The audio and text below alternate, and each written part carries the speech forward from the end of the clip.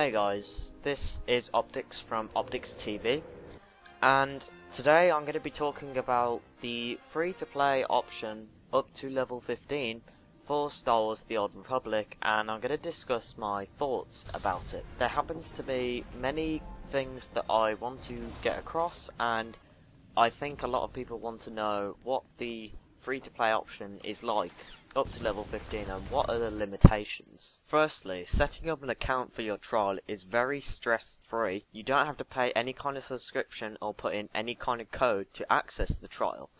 Then go onto the launcher, and after a very long installation, unfortunately, you're ready to play. Since you're only going to be on the server for about 15 levels, picking your server doesn't matter as long as it matches your language. Now, the character creation is just like the character creation in the real game, but because of the way they set up the character creation in the real game, it's almost perfectly effective for new players. However, since this is 1.4, after the introduction of a legacy system, you'll see that some races are actually locked, and I fear that this may be confusing for some new players, as it might make them think that they have to do something else to unlock these races, whereas it's actually to do with legacy, and these races are in fact only available to Empire or vice versa.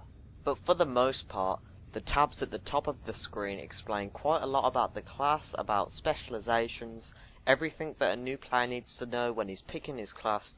So this, in the free trial, is very effective for new players, so I think it's a good asset to the character creation for the most part. Once players enter the world of Star Wars The Old Republic, they get to experience a chunk of their class story firsthand.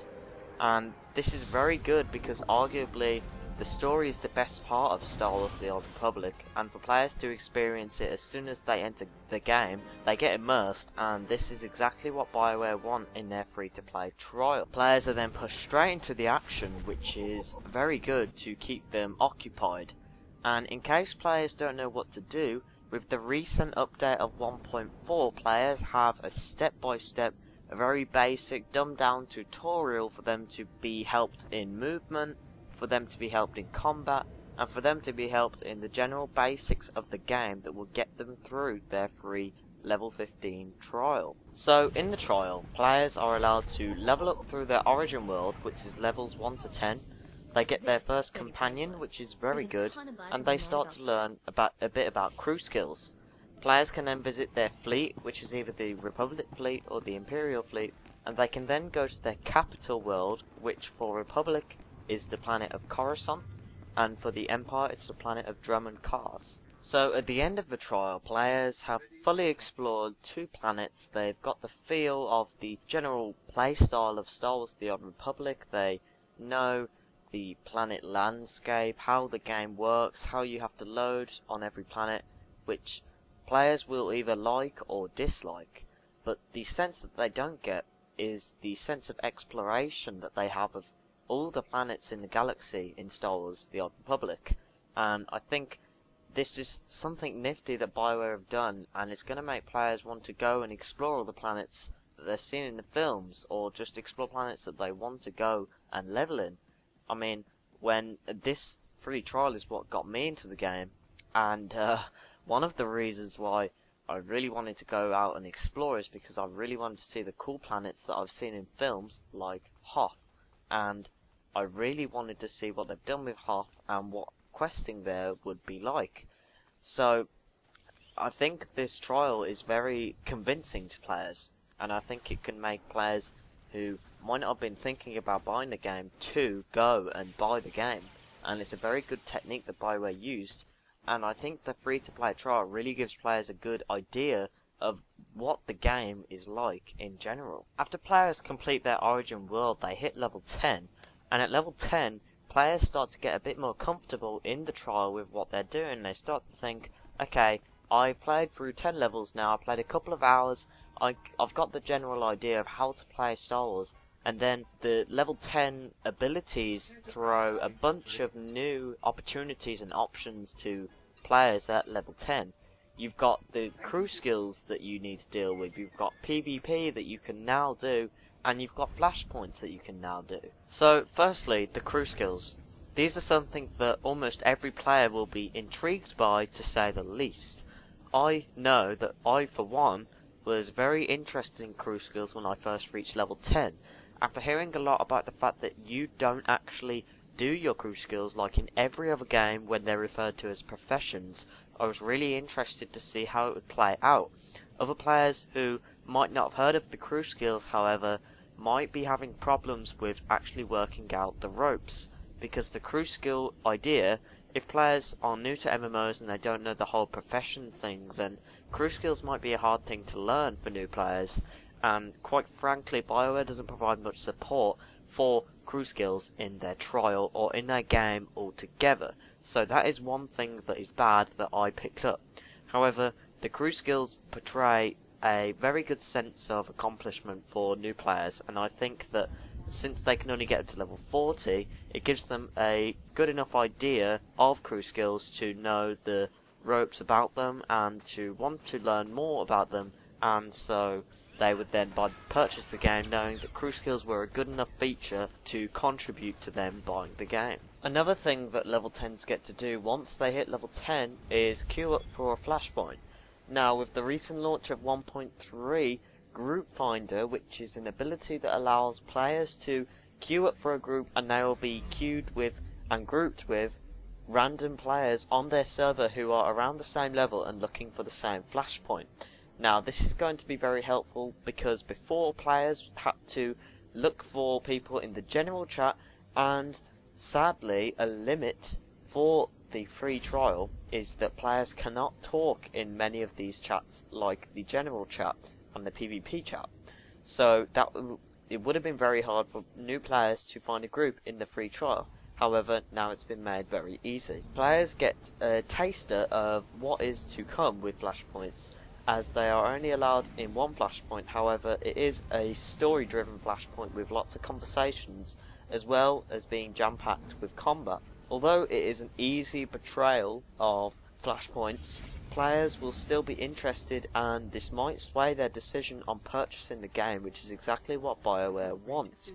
Now, Flashpoints might be confusing, as the whole Holy Trinity system, which is the healer, DPSer, tank, might be confusing to players who have never played an MMORPG before, and I think this is found to be quite confusing between players, especially when it comes to the healer and the tank roles, because the damage is what they've been doing for the past 10 levels, and that's all they really know how to do. And when it comes to the healer and the tank, I think there comes with it some kind of confusion for new players. However, if the rest of the people in their group are patient, then I'm sure new players won't have a problem. Also, this gives players the first opportunity, realistically, to communicate and socialise with the community of Star Wars The Old Republic, and it allows them to see what kind of players play Star Wars The Old Republic and play potentially the game that they are going to purchase and continue to pay for. And then the final thing that you can really do in the trial is PvP, warzones, and for me this was the most exciting thing, and that's coming from a, I'd say, experienced PvPer, and that's what I've been doing in all of my MMOs. So warzones was what I was looking forward to as I got to level 10. Now, the first thing to note for warzones is that the level range goes from 10 to 49, so the fact that trial users can only get to level 15 means that the PvP for them puts them at a slight disadvantage, as even though every level gets boosted up to the same amount of HP as a level 49, people above level 40 especially are going to have much more advanced abilities that help their rotations, and that means that they have the overall advantage in combat over the level 15s and below. However, this doesn't mean that level 15s and below can't enjoy the warzones for what they are objectively, and I think this gives people a really good taster of PvP and what kind of PvP is to come.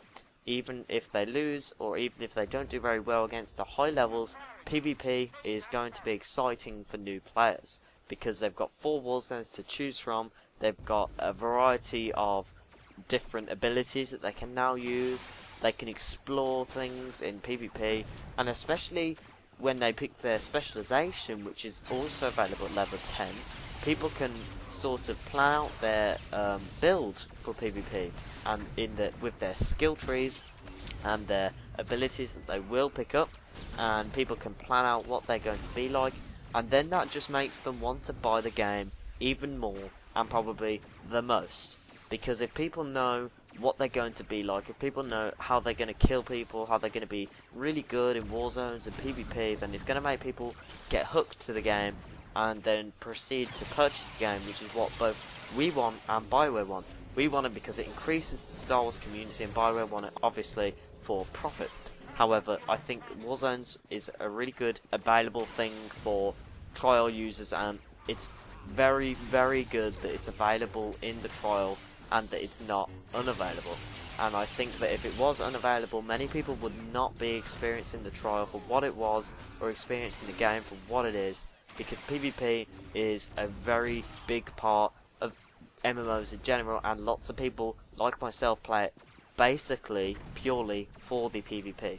So being able to jump straight into a war zone with a group of people, play some objectives, play combat against each other, then that just really what makes my day for me when I'm playing an MMO.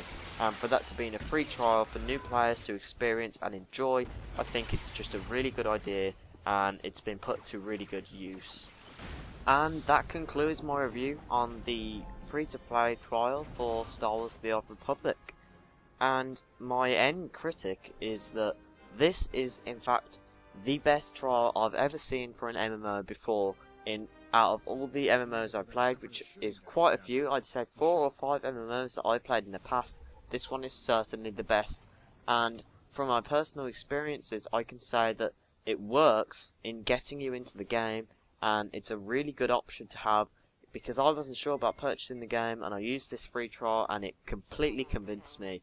It has all the features it needs in 15 levels to convince people to purchase the game. It gets you off, it gets you started. A really cool thing is that you get to keep your characters, so if you level up a character to level 15, then you proceed to use that same account and purchase the game, and then continue to subscribe. You keep that character, which I thought was really cool. And all the points, I think the level that you can get to is perfect, because it gives you full exploration of 2 planets, both your origin planet and your capital planet. I think it's perfect that you can get a look at the fleet, that you can get a feel for flashpoints, for PvP, and for crew skills, and the limit on all of these is high enough for people to get a good and general idea of what they are about.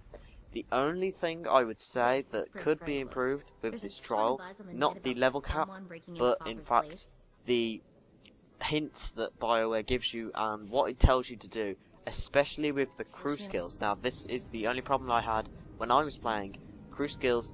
The only reason I knew what to do is because of the professions that I have been in with other MMOs. I think crew skills is largely unexplained, and I think that needs to be fixed. Hopefully it will be fixed for new players, because I think many people will find that very confusing, as there is very little advice given on the whole crew skills thing. But all in all, I would give this trial a 9 out of 10. I recommend anyone thinking of purchasing the game to definitely try the trial out before buying it, but I'm sure that this will convince you to buy it if you're getting thoughts on buying the game anyway. So good luck to you. I hope that new players start trying this trial out, and I do recommend new players to do this. I hope you enjoyed the video. I've been Optics. Thanks for watching, guys.